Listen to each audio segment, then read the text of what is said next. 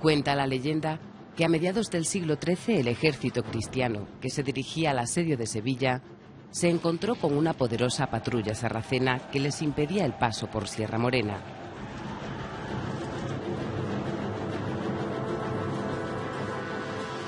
Llegaba la noche sin haberse resuelto el conflicto, por lo que los cristianos invocaron a la Virgen. Detén tu día, rogaban los devotos caballeros en su afán por vencer a los musulmanes.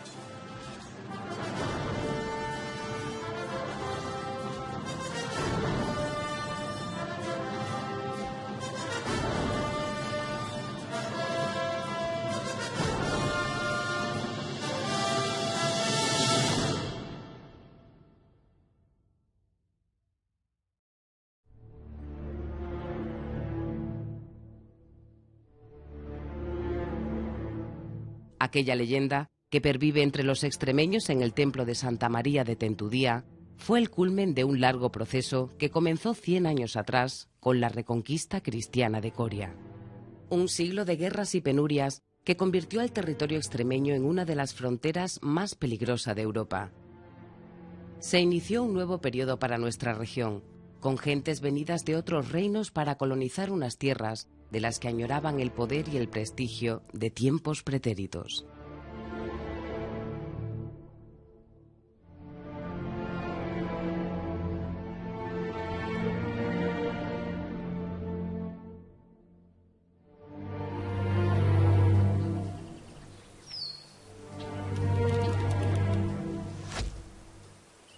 La Extremadura del siglo XII era el nombre que los castellanos leoneses daban a un extenso territorio indefinido al sur del río Duero y en primera línea de choque de los reinos cristianos y musulmanes.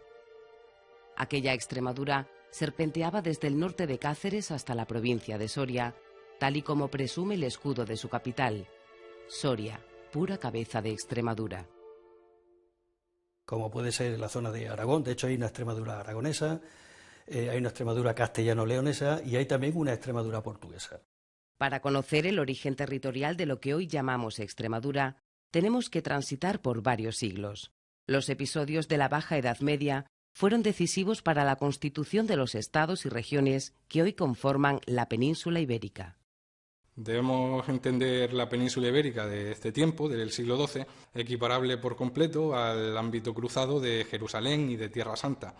De hecho, si Jerusalén se conquista en el año 1099, muy pocos años después, los papas de Roma van a equiparar ya la península ibérica con el ámbito cruzado de Tierra Santa, de Jerusalén.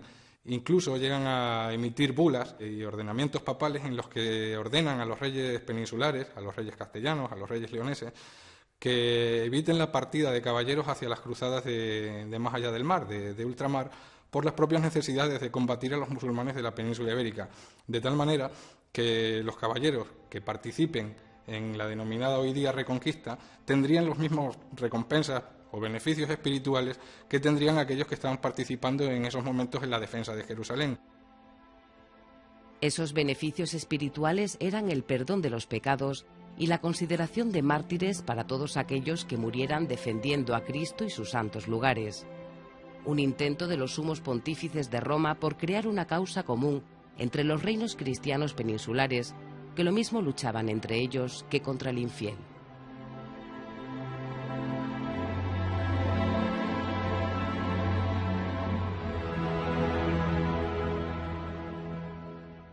Es por ello que la península ibérica es un ámbito de cruzada, es una tierra de cruzada, y es por eso que los reyes son cruzados y los caballeros que participan en la Reconquista ibérica son también considerados cruzados. En el año 1135, el rey leonés Alfonso VII consigue, después de diversos pactos y enfrentamientos bélicos, coronarse rey de Castilla y de León, autoproclamándose emperador. Su liderazgo le permitió centrarse en la conquista de los territorios musulmanes. En el año 1142, Alfonso VII, emperador, conquista la ciudad de Coria, una ciudad relativamente importante en el norte de Extremadura, muy valorada esa conquista por las crónicas, y puede decirse que es el primer asentamiento estable de la corona castellano-leonesa en las tierras de la actual Extremadura. Ese es el momento a partir del cual se abre, digamos, las puertas a una posible expansión hacia el sur. y de hecho así va a ocurrir. 1142 marca el inicio de la conquista, de la ocupación militar de lo que son los territorios de Extremadura actualmente. Coria ya había sido asediada años atrás por los cristianos, que ansiaban recuperar una plaza simbólica para la cristiandad, pues su obispado fue de los más antiguos de la península, constituyéndose casi 800 años antes, durante el Imperio Romano. No tardó el rey Alfonso en nombrar al nuevo obispo, que quedó bajo la jurisdicción de la sede metropolitana de Santiago de Compostela. Sin embargo, la situación de Coria era extremadamente difícil, pues quedaba como punta de lanza de los territorios cristianos, adentrándose en tierra de nadie. La tierra extremeña era traspasada habitualmente por las denominadas milicias concejiles, que eran tropas de guerreros, de caballeros procedentes de ciudades como Ávila, como Salamanca, que iban hacia el sur, hacia tierras musulmanas, básicamente en busca de botín de guerra, concebidas esas expediciones como una empresa económica, de tal manera que en algunos puntos dentro de las posesiones cristianas, la guerra, ese tipo de guerra de rapiña, guerra que busca el botín, llega incluso a suplantar el comercio. No es necesario comerciar cuando puede conseguirse determinados artículos en Al-Ándalus a través de la guerra.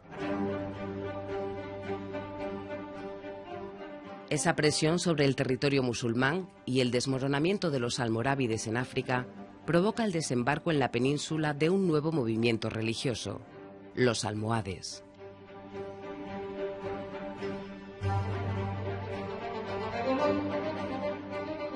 En las próximas décadas, esta tribu del norte de África será la responsable de la fortificación de los principales enclaves extremeños, frenando las expectativas de los cristianos que, si en 1142 recuperaron Coria, tuvieron que esperar más de 100 años para completar el plan de reconquista que los reyes castellano-leoneses habían soñado.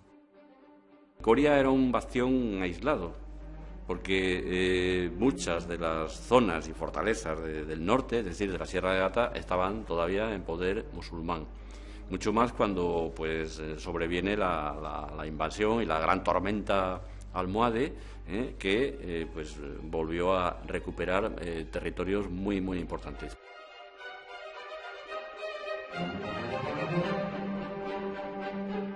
Una peligrosa frontera salpicada de castillos y plazas fuertes que complicaban la estabilidad política y social de la zona. Esas fortificaciones comenzaron a levantarse en el siglo IX y se fueron consolidando para frenar los continuos ataques de los cristianos que saqueaban las poblaciones musulmanas.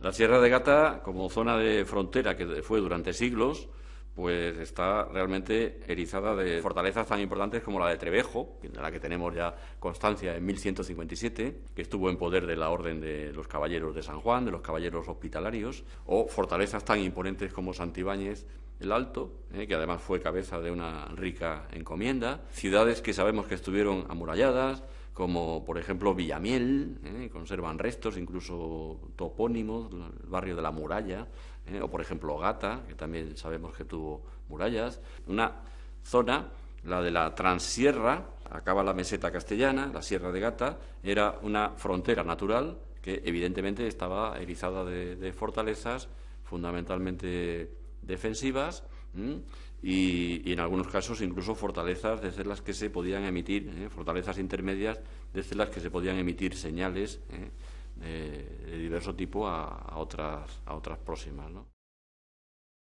Antes de morir, el emperador Alfonso VII dispone en su testamento que el reino será dividido, una vez más, entre Castilla y León, dejándole a su hijo Fernando León y a su hijo Sancho Castilla.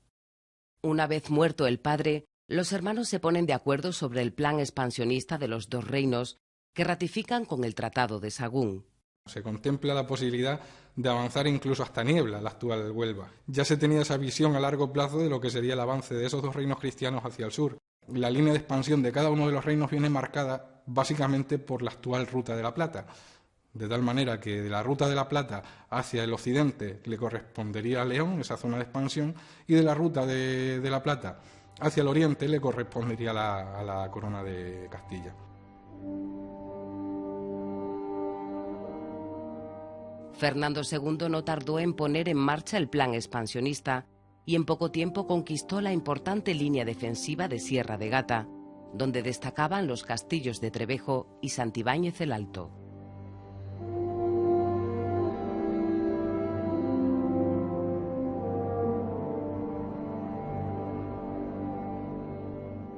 Nos encontramos ante una de las fortalezas más importantes de la época de la Reconquista. Una fortaleza que originariamente se llamó San Juan de Máscoras, posteriormente se llamó Santibáñez de Máscoras y ya en una época posterior fue Santibáñez el Alto, como se le conoce desde hace muchos siglos. Esta fortaleza se encuentra situada en un cerro de fuerte pendiente, no tiene un diseño regular, sino que se va adaptando a la fortaleza a las curvas de nivel. Esta fortaleza enlazaría con otras fortalezas que están cerca de aquí, como es la que vemos a nuestra izquierda, que es la fortaleza de la Almenara, que tiene unas características similares. En un primer momento, la fortaleza, que había sido construida por los musulmanes, es entregada a la Orden de los Templarios.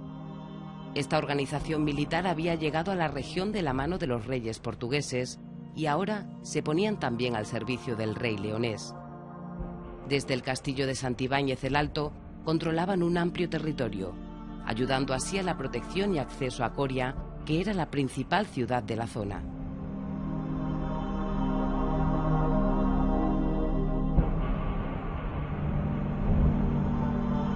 Para acceder a la fortaleza hay que recorrer las estrechas y laberínticas calles del pueblo, diseñadas como un espacio defensivo en las que podemos encontrar puertas con el acceso en recodo, disposición que facilita el ataque lateral a los posibles invasores.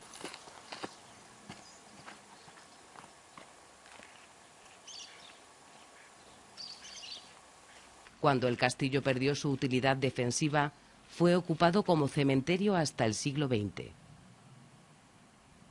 La fortaleza que vemos tiene dos partes constructivas bien diferenciadas, una más antigua, que es la zona donde se encontraba la fortaleza propiamente dicha, y otra parte más moderna, que es del siglo XIV, que es la parte de la Barbacana, que es donde queda embutida en la actualidad lo que era la villa antigua.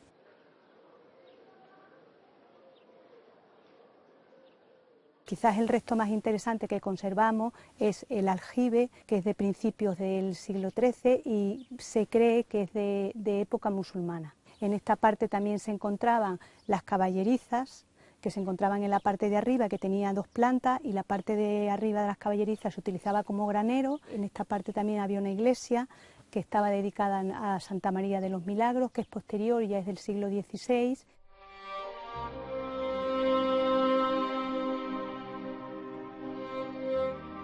Otra de las principales plazas defensivas conquistada a los musulmanes fue el castillo de Trevejo, fortaleza muy activa durante la Reconquista cristiana, destacando su protagonismo a mediados del siglo XII, cuando las idas y venidas de los ejércitos cristianos y musulmanes fueron constantes. Al igual que ocurre en el resto de las fortificaciones de Sierra de Gata, como Santibáñez el Alto, como Almenara, como Salvaleón, esta fortaleza es un eslabón en lo que se plantean los reyes leoneses en la conquista de Coria y extender las fronteras desde Alcántara a la zona fronteriza de lo que es el río Tajo. El origen del castillo de Trevejo se remonta a época califal en torno al año 1000, cuando reina Abderramán III y Mérida y Córdoba se disputan el poder de Al-Ándalus.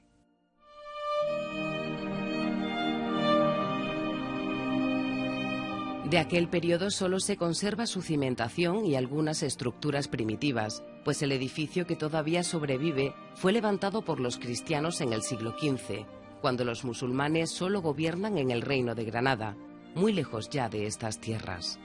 Un castillo muy interesante porque tiene un aspecto más residencial, con lo cual se cuida mucho más todos los elementos decorativos en cuanto arquitectónicamente se define. Y lo que vemos a nuestra espalda es el resto de lo que fue la Torre del Homenaje, que tenía originariamente 2 pisos y un sótano y coronaba con una terraza.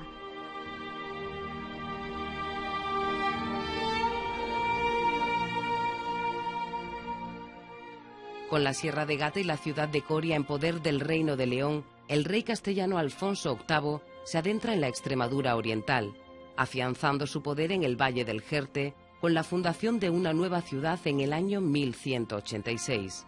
Su lema en latín, Ut placea Deo et hominibus, para agradar a Dios y a los hombres. Plasencia se convirtió así en la punta de lanza del reino castellano en Extremadura.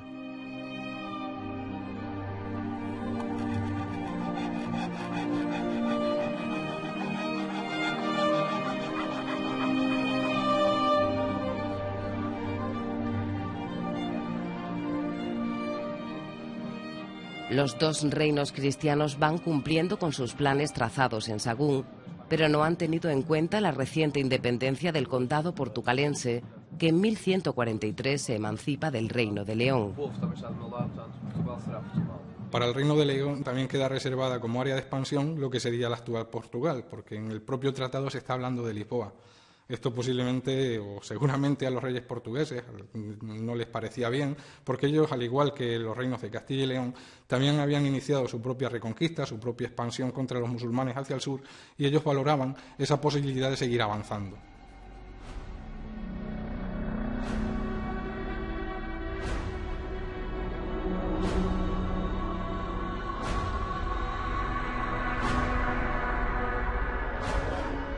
Las confrontaciones, incluso enfrentamientos entre León y Portugal van a ser un asunto frecuente y recurrente a lo largo del siglo XII por esos intereses encontrados que tienen en la frontera que delimita el reino de cada uno.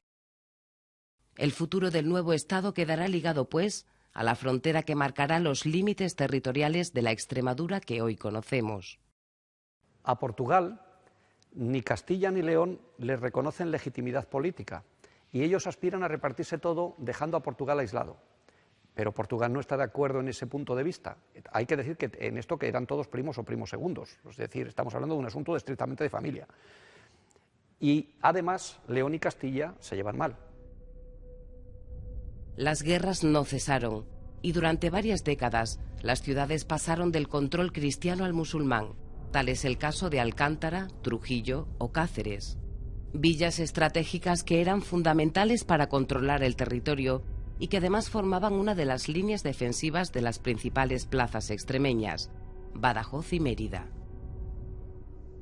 Y unas y otras sirven para reforzar y fortalecer la línea defensiva existente en nuestra región en época almohade. La primera la podemos marcar en la línea del Tajo, la segunda en la línea del Guadiana y la tercera en un nuevo accidente geográfico como es Sierra de Tentudía y sus estribaciones, ¿no?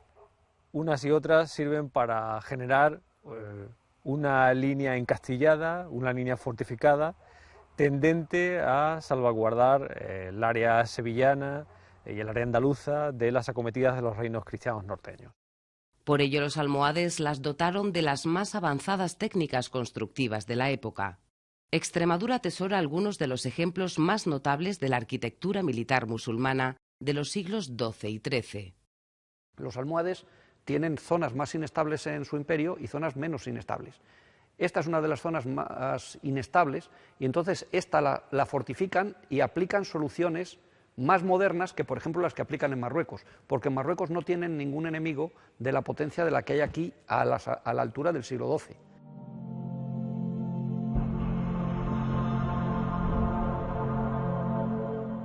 Los reyes cristianos fomentaron la creación de órdenes militares que serían decisivas en la Reconquista. Algunas nacieron en ciudades extremeñas, como los Fratres de Cáceres, germen de la futura y todopoderosa Orden de Santiago, o la Orden de Alcántara, determinante para el control del noroeste cacereño, y la foránea Orden del Temple, que se asentó en la comarca de Jerez, fundando un próspero bailiato. Sin embargo, para alcanzar todos estos objetivos, hubo de suceder un acontecimiento que inclinara la victoria hacia un lado u otro de la balanza. A iniciativa del rey Alfonso VIII, el fundador de Plasencia, se entabló una gran batalla contra los almohades en el año 1212, conocida como de las Navas de Tolosa. Esta batalla, que supuso la alianza y victoria de los cruzados, es un episodio complejo. Expertos en la materia sostienen que la fraternidad entre cristianos no fue tal y como narraron los cronistas de la época.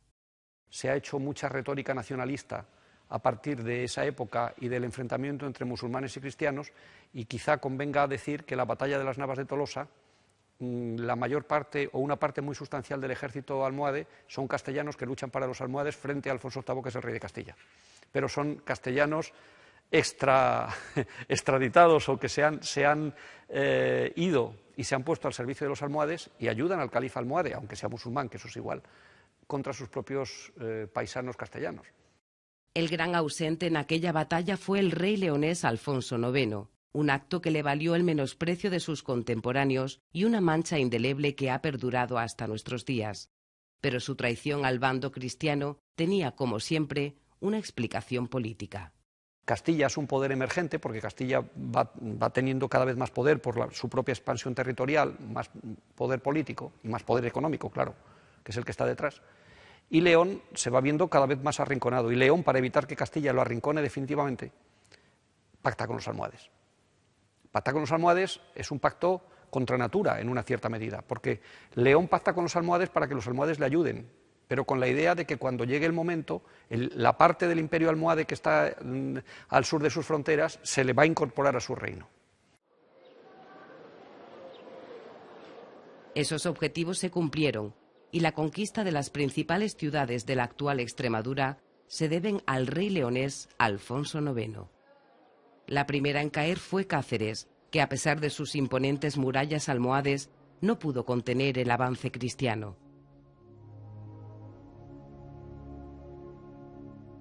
El 23 de abril de 1229, día de San Jorge y patrón de la ciudad desde entonces, las tropas leonesas tomaron Cáceres. Testigo de aquel acontecimiento pudo ser el pendón de San Jorge, considerado como uno de los bordados más antiguos de España.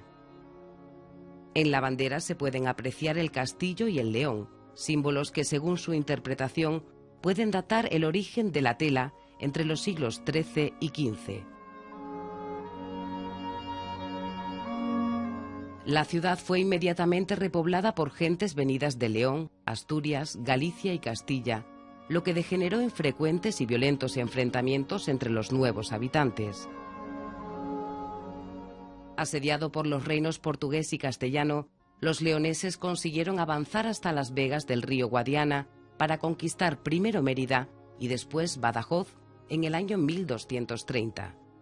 En ese avance, incluso el rey se ve la necesidad de trabar una batalla campal con los musulmanes, en Alange, una batalla en la que los musulmanes son aplastados, y ya a partir de ese momento parece que no van a suponer una amenaza para que el rey siga avanzando. En el asedio de Mérida tuvo especial protagonismo una milicia zamorana que tomó el puente romano permitiendo el acceso a la ciudad. Este hecho fue premiado por el monarca con la inclusión en el escudo heráldico de Zamora del puente de Mérida. Alfonso IX siguió adelante con su campaña, dirigiéndose con sus huestes hacia la capital del antiguo reino aftásida. Una vez conquistado Badajoz, del cual llega a considerarse incluso en sus diplomas como rey de Badajoz, le otorga una importancia destacada a esa ciudad, porque esa ciudad había sido la capital de la taifa aftasí. Habían pasado más de 20 años desde la batalla de las Navas de Tolosa y los castellanos no habían perdonado la traición del rey leonés. Alfonso IX murió el mismo año de la conquista de Badajoz, pero sus hazañas bélicas fueron ignoradas. Y sobre la durísima campaña militar que debió sufrir en las vegas del Guadiana, cayó un espeso manto de silencio. Y eso es así porque quien nos habla en estos momentos son autores castellanos, en un momento en el que los reinos de Castilla y León están enfrentados, y esa confrontación también se lleva al campo de batalla ideológico, por decirlo de alguna manera. En este caso, los cronistas castellanos lo que intentan es silenciar los logros del enemigo, y el enemigo es el rey leonés, es Alfonso IX fundamentalmente, al que tachan de traidor. Incluso a la hora de hablar de las ciudades, esos cronistas hablan de ellas con cierto desprecio. Por ejemplo, nos dicen de Mérida que fue una ciudad gloriosa en la antigüedad, pero que hoy día es una pequeña villa, como para intentar minimizar de alguna manera la gloria que pudiera conseguir el rey leonés gracias a esa conquista. Por eso es por lo que no sabemos prácticamente nada de las conquistas de Mérida y Badajoz, y por desgracia nunca lo sabremos. El Reino de Castilla también hizo sus avances en territorio extremeño, pero su ocupación no fue progresiva de norte a sur. Antes de conquistar la inexpugnable plaza de Trujillo, Castilla alcanzó la comarca de La Serena y sus principales fortalezas: Castilnovo, Magacela, Benquerencia y Capilla.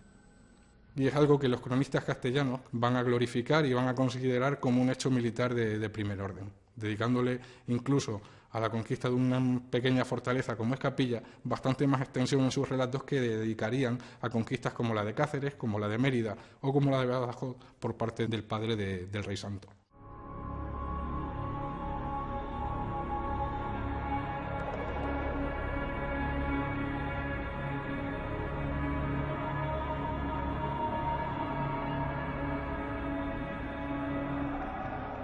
Trujillo aún aguantó 7 años más los embates cristianos. Los almohades habían reforzado las murallas de su castillo y lo habían ampliado con un gran albacar, con la intención de concentrar en su interior un poderoso ejército sarraceno con el que pretendían recuperar las tierras al norte del río Tajo. Pero la victoria cristiana de las Navas de Tolosa en 1212 y la guerra de sucesión entre almohades de 1224 paralizó esa movilización de tropas.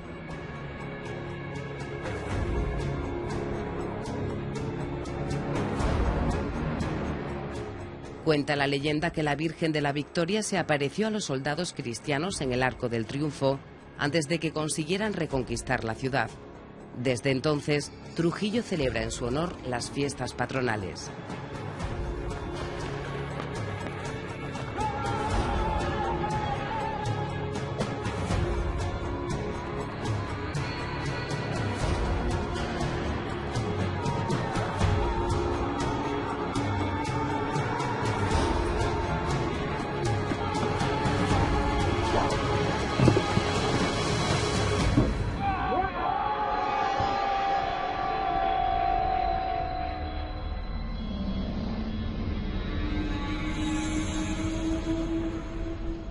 Con la muerte de Alfonso IX, su hijo Fernando III el Santo heredó los reinos de Castilla y de León, que se unificaron definitivamente en un solo estado. Dio un impulso considerable a la reconquista cristiana, que solo se detuvo ante el reino nazarí de Granada.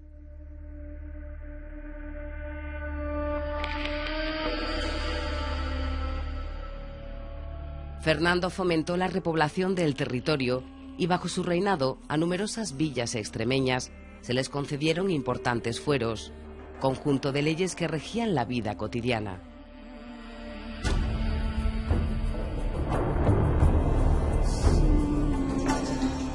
Repartió las nuevas tierras conquistadas entre las órdenes militares, la Iglesia y los nobles, lo que dio lugar a la formación de grandes latifundios, especialmente en Extremadura.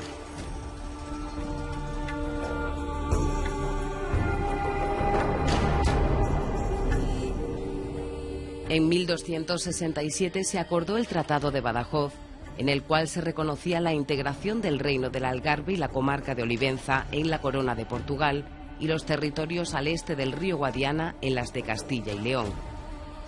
Este tratado marcó los límites territoriales entre Portugal y Extremadura, hoy la frontera más antigua de Europa.